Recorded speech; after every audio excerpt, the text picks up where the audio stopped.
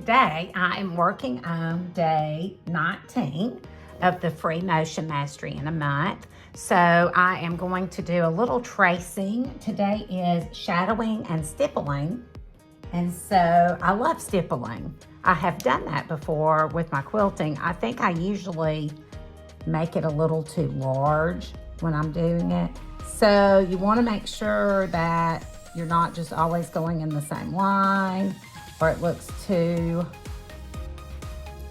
like rows. I don't want it to look like it's in a row at all, but I don't know. This one needs some work for me.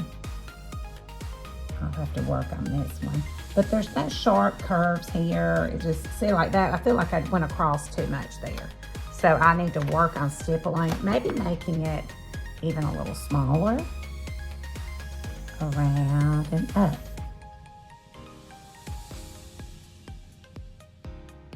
And you can read in the book on pages, I believe it's 160 and 161, about some do's and don'ts for stippling. This is something I'm gonna have to work on a little bit more. I feel like mine is getting to be too much in one direction. I'm gonna practice one more time. Okay.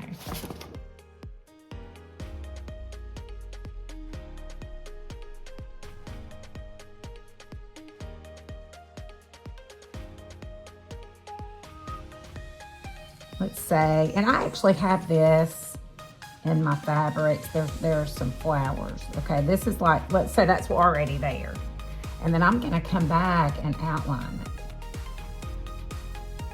So I would just outline it and try to keep the same distance away.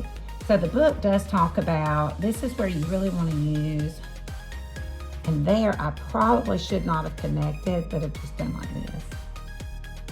I'm gonna show you, what I probably should have done. Okay, so when I get here, instead of touching, I go on and start the next. Okay, so I'm excited about maybe doing this around my flowers that are in my fabric, but you're gonna use a circular, you're gonna use a circular free motion quilt foot, okay?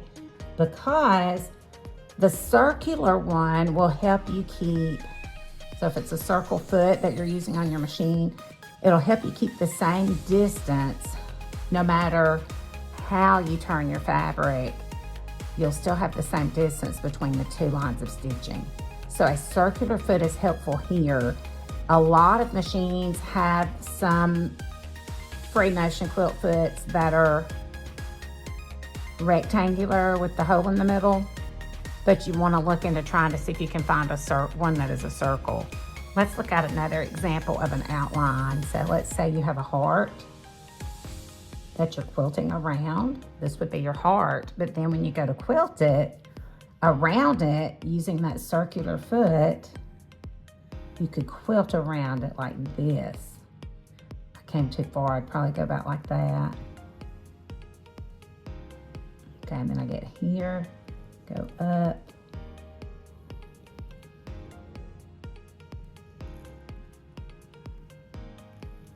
Depending on how large your block is.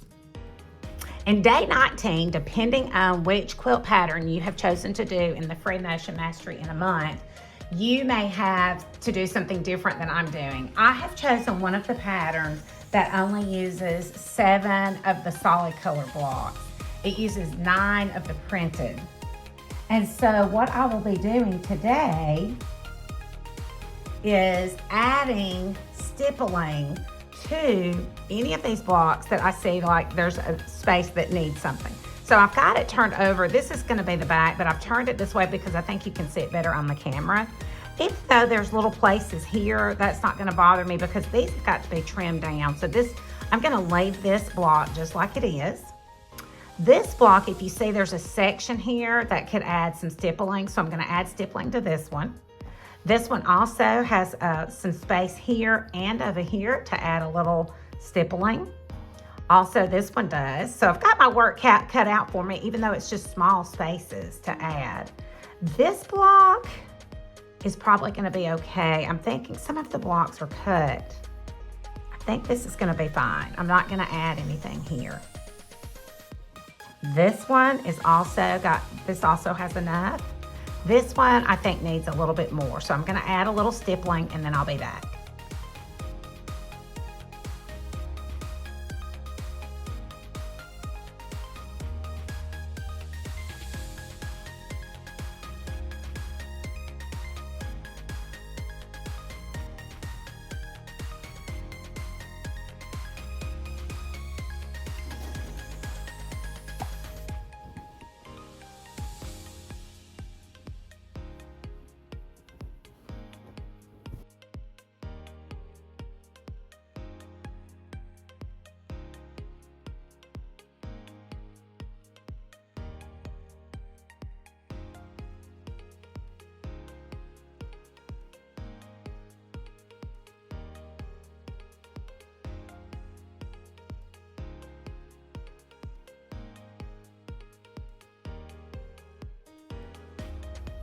So here I was outlining and I was trying to use this round foot to keep the length between the rows.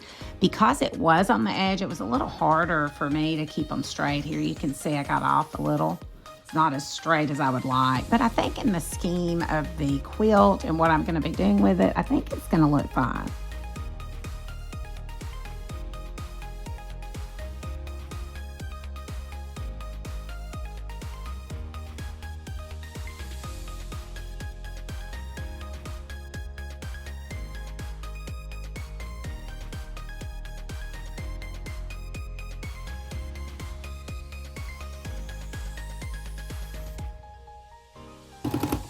All right, instead of the basic traditional stippling that you think of, I did the loops. I was in the mood for something different.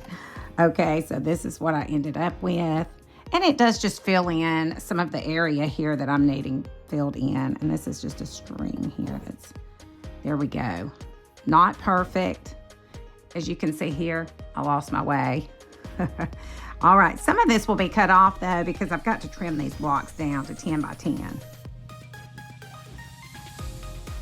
On this one, I'm going to try some stippling that is more straight lined and squared. I'm going to try that here because I have this geometric triangle look here. So I'm thinking more of the square look will do nice here. So here we go.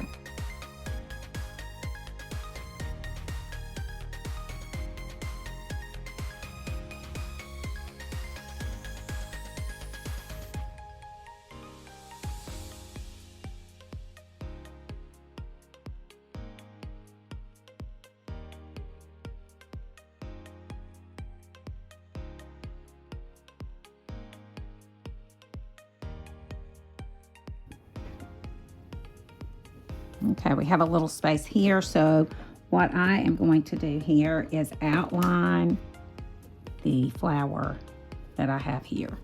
So this is going to be an outline. So I'm going to go this way and then go back. There'll be more outlining on this side.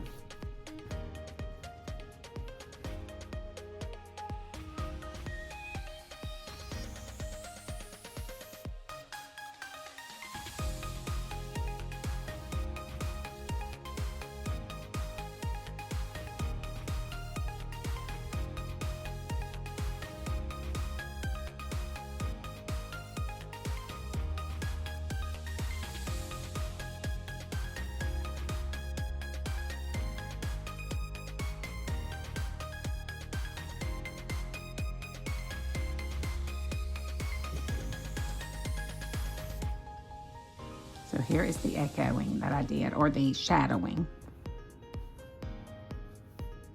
The solid blocks should be complete by now. This is supposed to be the back of my blocks and the front.